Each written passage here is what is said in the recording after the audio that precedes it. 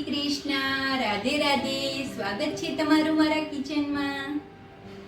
આજે આપણે બનાવીશું વાટકીના પરફેક્ટ માપથી વેજીટેબલથી ભરપૂર હેલ્ધી બ્રેકફાસ્ટ રેસીપી, એટલે કે વેજીટેબલ ઉપમા બનાવવાની પરફેક્ટ રીત. ઉપમા તો તમે ઘણીવાર ખાધો હશે, પરંતુ આ રીતથી બનાવેલો ઉપમા ઠંડો થયા પછી પણ બિલકુલ ડ્રાય કે કોરો નહીં લાગે અને મોઢામાં મૂકતા જ ઓગળી જાય એટલો સોફ્ટ બનીને તૈયાર થશે. તો હોટલ કે રેસ્ટોરન્ટવાળાની સિક્રેટ ટિપ્સ અને ટ્રીક સાથે આ ઉપમા ચાલો બનાવીએ. તો સૌપ્રથમ ઉપમા બનાવવા માટે આપણે ઘરમાં રહેલી કોઈ પણ એક વાટકીનું માપ સેટ કરી લેવાનું છે. તો મેં એક વાટકી જેવો જે મોટા દાણાવાળો સોજી આવે છે તે મેં લીધો છે. હવે તેની અંદર આપણે 2 મોટી ચમચી ભરીને ઘી એડ કરી દઈશું.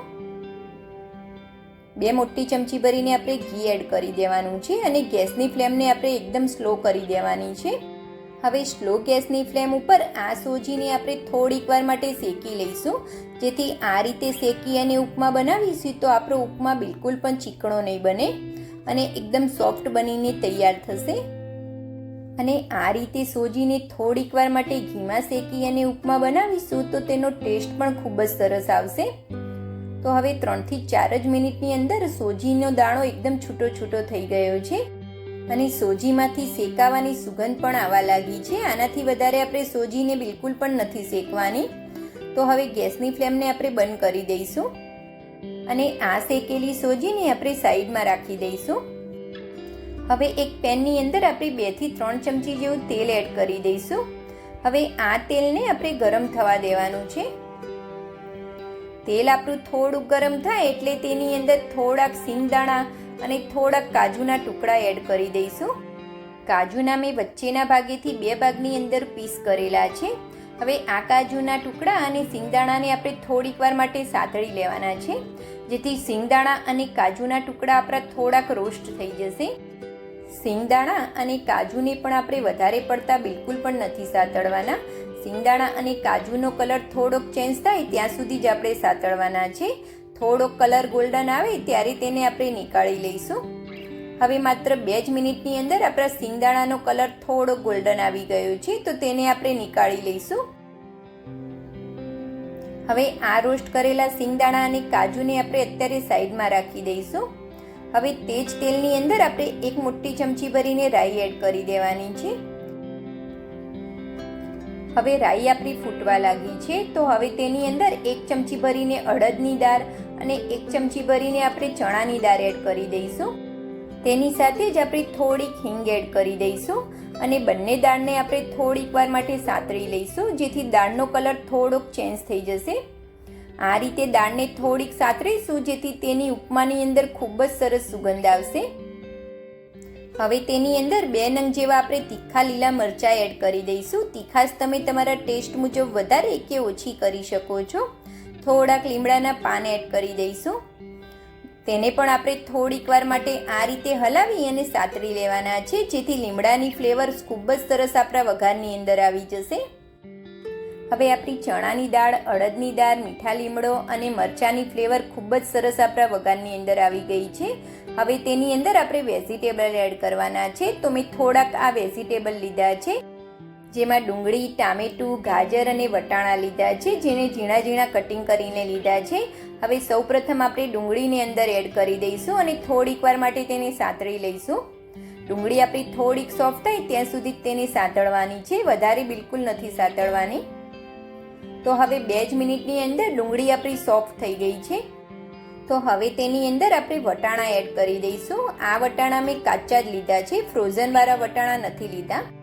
તેની સાથે આપણે ઝીણું કટિંગ કરેલું ગાજર પણ એડ કરી દઈશું અને તેને પણ આપણે સાતળી લેવાનું છે. હવે ગાજર અને વટાણા આપણા ફટાફટ કૂક થઈ જાય એટલે તેની અંદર આપણે થોડુંક મીઠું એડ કરી દઈશું. હવે આપણા ગાજર અને વટાણા પણ થોડાક સોફ્ટ થઈ ગયા છે, તો તેની અંદર આપણે ટામેટાં પણ એડ કરી દઈશું. ટામેટાને પણ થોડીક વાર માટે આ રીતે તેલની અંદર સાતળી લઈશું. હવે આ બધા જ વેજીટેબલ આપણે કાચા જ લીધા છે, તો તેને આ રીતે ઢાંકી અને સ્લો ગેસ ઉપર 5 મિનિટ માટે કૂક થવા દઈશું. હવે 5 જ મિનિટની અંદર આપણા વેજીટેબલ એકદમ સરસ સોફ્ટ થઈ ગયા છે. હવે તેની અંદર આપણે જે સોજીને શેકીને રાખી હતી તે અંદર એડ કરી દઈશું. આ રીતે બધી જ સોજીને તેની અંદર એડ કરી દેવાની છે અને સોજીને પણ આપણે 5 મિનિટ માટે થોડીક આ રીતે તેલની અંદર સાતળી લઈશું. આપણે ઓલરેડી સોજીને ઘીની અંદર સાતળી છે એટલે વધારે તેને સાતળવાની બિલકુલ જરૂર નથી, પરંતુ વેજીટેબલ અને મસાલા અને તેલની સાથે આપણે થોડીક વાર માટે તેને સાતળી લઈશું. માત્ર 3 થી 4 મિનિટ જ આપણે તેને સાતળવાની છે.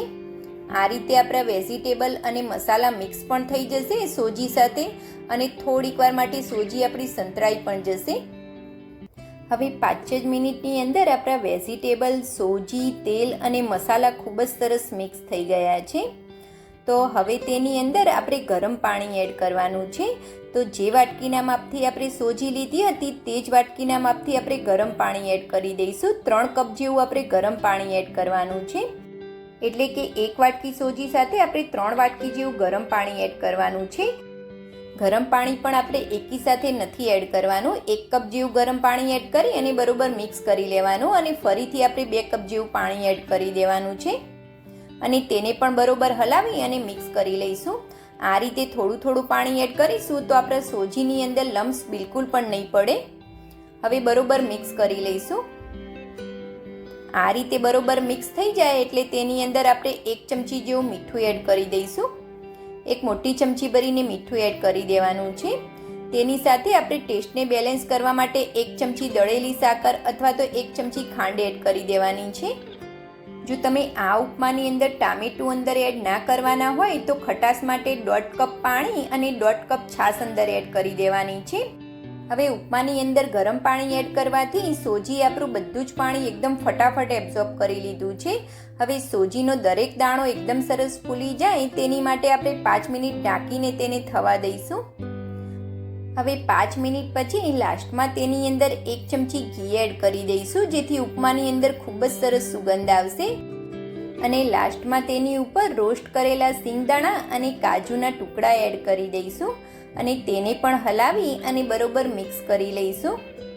તો હવે આપણો ગરમા ગરમ ઉપમા બનીને તૈયાર છે. હવે આ ઉપમાને આપણે હોટલ કે રેસ્ટોરન્ટ જેવો ટચ આપવા માટે મેં સર્વિંગ બોલની અંદર થોડું ઘી લગાવી દીધું હતું, જેથી ઉપમા સર્વ કરતી વખતે બિલકુલ પણ ચીપકશે નહીં. હવે તે જ બાઉલની અંદર આપણે રોસ્ટ કરેલા કાજુ અને સિંગદાણા એડ કરી દઈશું અને ગરમા ગરમ ઉપમા અંદર એડ કરી દેવાનું છે. તો આ જ રીતે આપણે બધો જ ઉપમા તેની અંદર એડ કરી દઈશું અને બાઉલને એકદમ સરસ ભરી લેવાનો છે. આ રીતે બધો જ ઉપમા તેની અંદર એડ કરી દઈશું.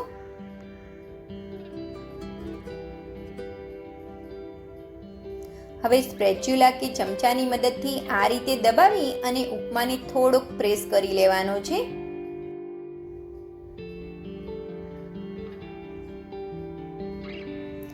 આ રીતે એક સરખો કરી લેવાનો છે દબાવીને. હવે આ બાઉલને એક પ્લેટની અંદર આપણે પલટાવી લઈશું. આ રીતે આપણે પલટાવી લેવાનું છે અને બાઉલને ઉપરથી થોડોક થપથપાવવાનો છે, જેથી ઉપમા આપણો એકદમ આસાનીથી નીકળી જશે.